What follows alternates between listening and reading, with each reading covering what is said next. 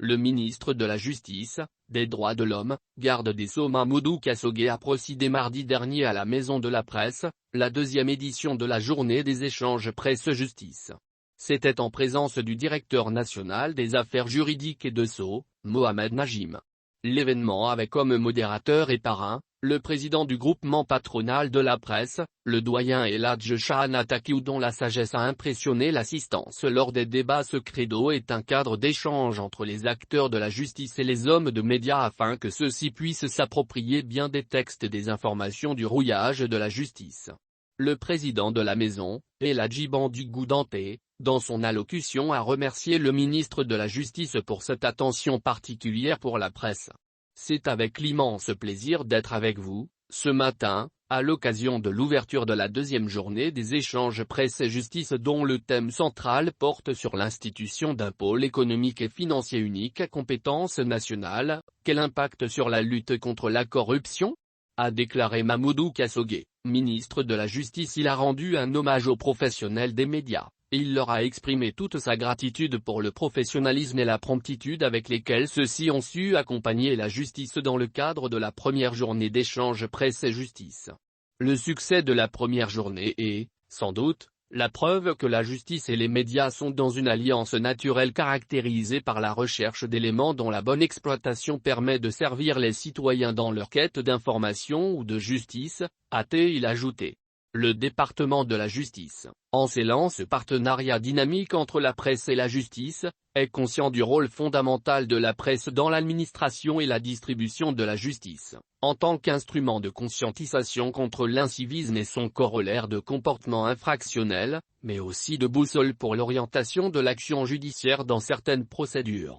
Le ministre a salué l'ouverture d'esprit et la grande disponibilité dont ont fait preuve les responsables de la Maison de la Presse pour arriver à ce résultat. Le thème central de cette deuxième journée est relatif à l'institution du pôle national économique et financier, dernière née des institutions judiciaires de lutte contre la corruption et la délinquance économique et financière.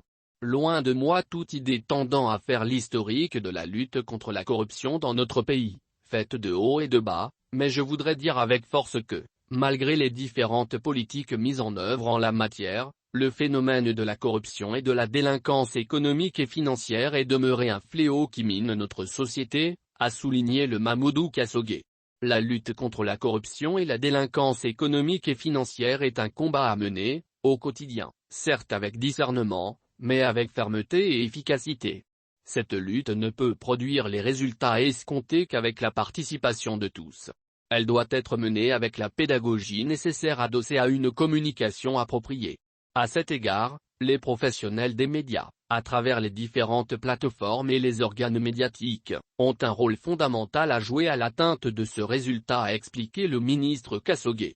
Le garde des Sceaux dit convaincu que même avec les meilleurs textes du monde, il sera difficile de gagner la bataille contre la corruption sans un changement qualitatif de comportement de nos concitoyens.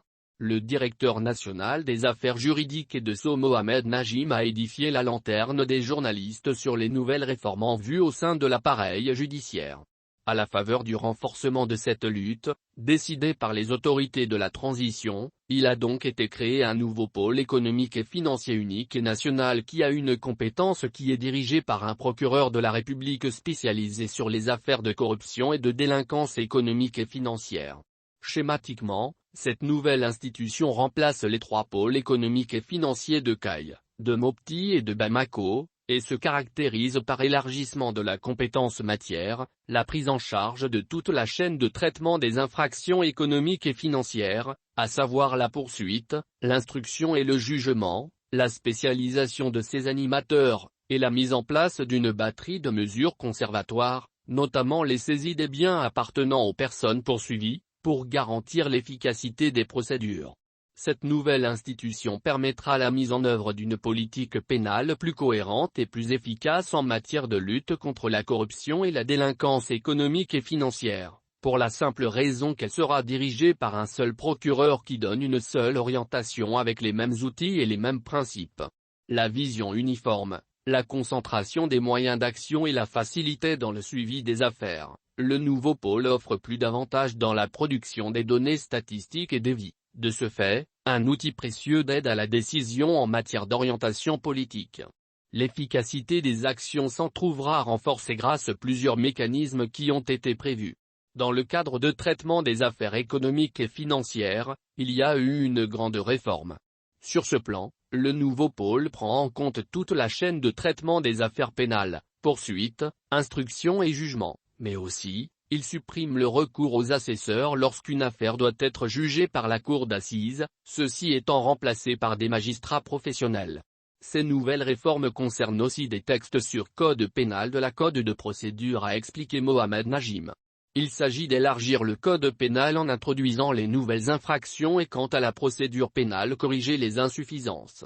Au nombre de ces mécanismes figurent également, en bonne place, les saisies conservatoires qui peuvent être pratiquées sur les biens des personnes poursuivies à hauteur des montants reprochés et cela, depuis l'enquête préliminaire. Ce qui constitue une innovation majeure, car jusqu'ici, les saisies de biens ne pouvaient porter que sur les biens ayant été utilisés pour commettre l'infraction ou sur les produits directs tirés de l'infraction. Le procureur de la République, des juges d'instruction, des substituts du procureur de la République et des juges au siège désignés pour les affaires économiques et financières. Les journalistes ont posé des questions de compréhension qui ont été répondues de manière satisfaisante par Mohamed Najim.